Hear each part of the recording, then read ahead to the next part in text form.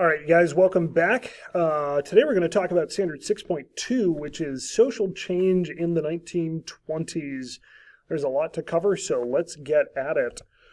One of the big social changes you're going to see in the 1920s is the rise of something that we call 100% Americanism. And you can see Teddy Roosevelt down at the bottom kind of encapsulating what he means. He says, "We can be no 50-50 Americanism in this country. There's room here for only 100% Americanism, only for those who are Americans and nothing else." Now, on the face of it, that sounds good.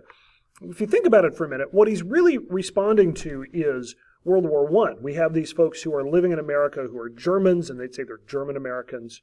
And he says, no, we don't want that. We want to know if you're for us or against us. We want you to be 100% American. The problem is this actually makes it so that people can't, be proud of their culture and where they come from.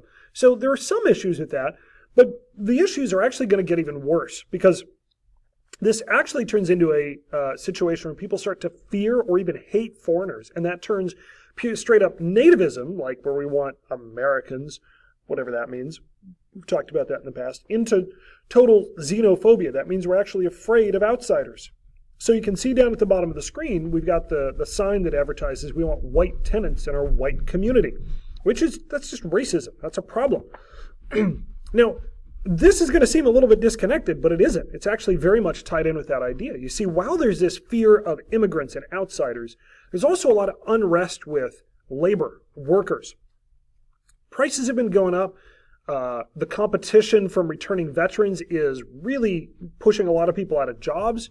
The wartime economy, that's always a good, strong economy, is falling apart. And you may be looking at this background and you say, what does that have to do with communists? Well, a lot of people started to become afraid that because of these problems with the economy, with labor, people might start turning to communism. You say that's crazy. And it might sound like it, except that in Europe, that's been happening. You've got strikes that have been going on across Europe. You've got people who are turning to socialism. You've got in 1917, Russia becoming a full-out communist country. And so the upper class and the middle class, who would have the most to lose by this in the United States, really start to fear the prospect of nativism. While they're afraid of this, there are some bombs that go off in the United States across 8 different cities, and everybody says, this is it. They're trying to revolt. They're trying to create a revolution. And so this creates a period of time that we call the Red Scare. And I'll just tell you, there will be another Red Scare we're going to talk about in the 50s.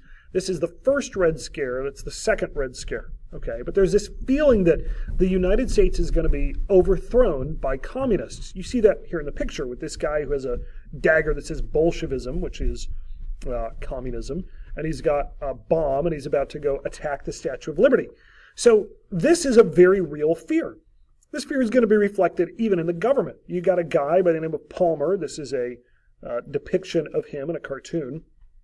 Palmer rounds up 4,000 different communists. This is a picture published in the paper of one of the businesses owned by immigrants that he busted into, and he arrests these people. He arrests 4,000 of them. He interrogates them. He leaves them in cells, detention centers, and he interrogates them about where are your communist friends. And then he goes out and he arrests more.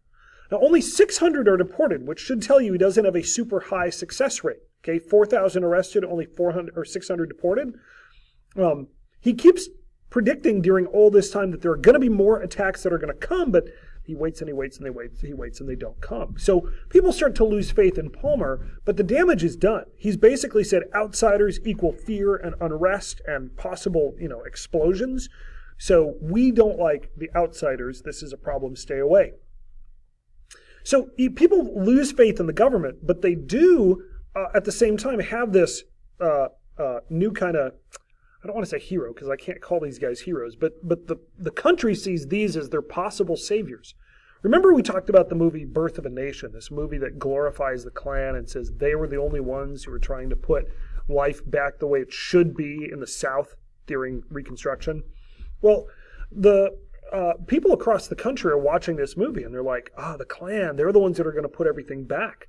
And so people start to join the Klan because they're afraid of immigrants. They're afraid of Catholics because often immigrants were Catholic. And they're anti-radical because of the Red Scare. Because of the Red Scare. Very often radicals, by that we mean communists.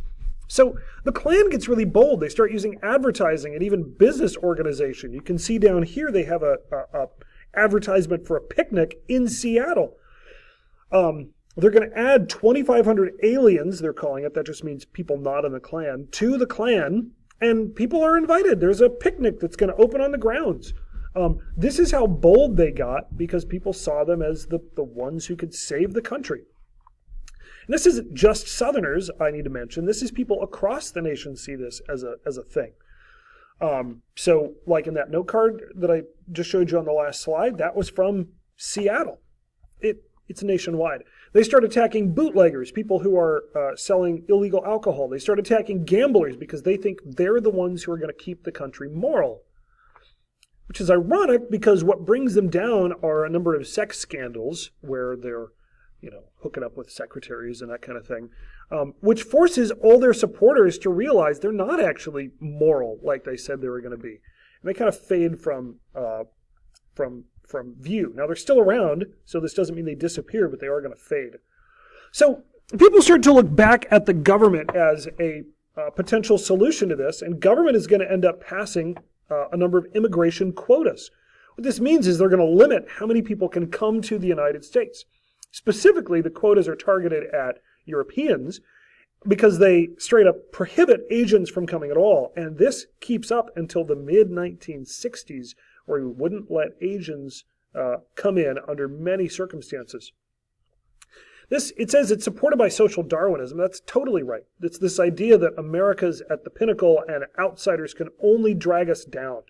If you listen to society today, you'll hear this idea repeated again and again and again. So this isn't something that's just the 1920s. This exists even today, but I want you to hear it for what it is. It's social Darwinism, the idea that outsiders are going to hurt us.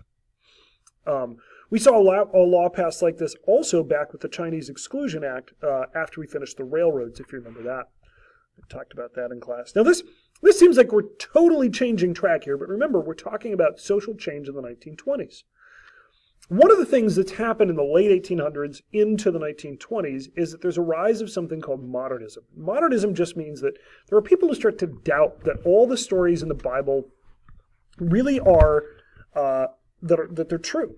I told a story in class about how my dad, when he was growing up, he shared a story, or he was at his church, and the pastor told the story of the feeding of the 5,000. If you're not familiar with that, there are 5,000 people listening to Jesus teach, and this little boy comes up with 5 loaves and 2 fish, and Jesus blesses it and hands it out to the people, and there's enough food to feed all 5,000. Okay, most historical Christians would have said that was a miracle. Jesus multiplies the food, so there's enough for everybody. But when my dad hears this as a little boy at his church, the pastor says, no, what happened is he brings his food out, and all the other people felt very ashamed that they weren't willing to share, and so they pull the food out and they share with each other. Okay, now this is public school. I'm not getting into whether that's right or wrong. We can talk about that later if you want to.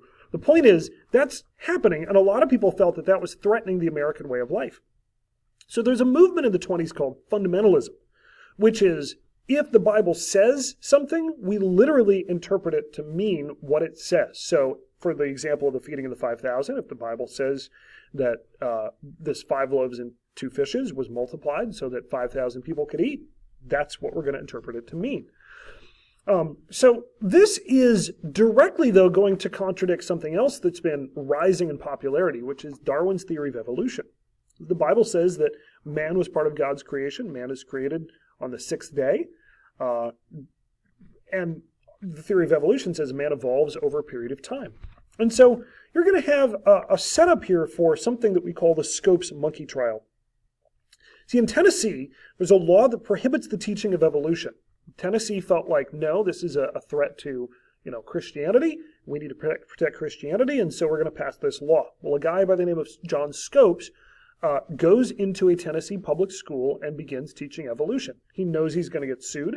He does get sued.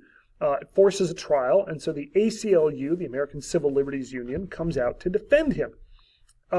His lawyer to defend him is Clarence Darrow. He's a very famous defense attorney at the time, and his goal isn't really to win the case, because obviously Darrow has broken the law. His goal is to make religion look foolish. right? To make it look like if you believe this, what do you believe in? He feels like he succeeds.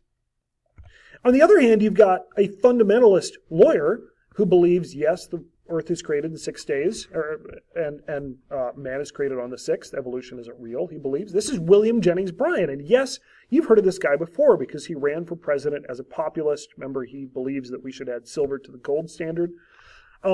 His argument is creation is true, and this guy broke the law, which the jury agrees with. They make Scopes pay, so Bryan says, I won, but Darrow also says he won, okay? What we see here, the reason this is significant is we've set up this kind of controversy that's going to continue throughout the 1900s and into today. Both sides walk away feeling that they won. The argument continues. One last thing we need to talk about is prohibition, okay? There have been movements for temperance. In other words, we're trying to prohibit the sale of alcohol since the 1830s. This really rose to prominence with the women's rights movement because a lot of men would come home drunk and beat their wives. For a long time, though, that isn't enough for whatever reason to actually create change. But World War I is. You see, a lot of people, and this anti-native sentiment, a lot of people start to say, we don't want immigrants, and we associate immigrants with alcohol, so therefore, let's preserve American culture by telling people they can't drink. During World War I, and specifically, there are grain shortages because we're using the money to support the war effort, and we didn't like the Germans. So we said, well, let's just prohibit alcohol then, because we associated Germans with drinking alcohol. So we passed the 18th Amendment, which says you can't sell alcohol, but people could still drink it. Some people obey, but it's going to totally depend on your class. If you're upper class, you're probably still going to find it. If you're lower class, you might find a way to get alcohol too. The middle class tended not to. Ethnic backgrounds. Certain ethnicities are more likely to drink than others. Religion. Catholics are more likely to drink than Protestants, for example. But what actually happens isn't that people stop doing it. They just find different ways to do it, like bootlegging. This lady up here is literally putting alcohol into her bootleg. They start speakeasies. These are the bars where you knock on the door and you have to know a password to get in. There are lots of other illegal sources of alcohol. The problem is that just because you make something illegal doesn't mean it goes away. Organized crime, like Al Capone over here, tends to take up the bootlegging trade. They tend to, especially in big cities, be the ones controlling it. And they would fight for control, just like happens with drug wars. And this got to be very, very violent. So because of the violence, because the government can't stop people from actually drinking, prohibition is considered a failure, and they repeal it with the 21st Amendment in 1933. Now, let me point out, these are easy amendments to remember, because you can legally do a lot of things at 18, but you can't drink, right? So the 18th Amendment, you can't drink. You can legally drink alcohol, buy alcohol, when you're 21. So the 21st Amendment makes alcohol legal again.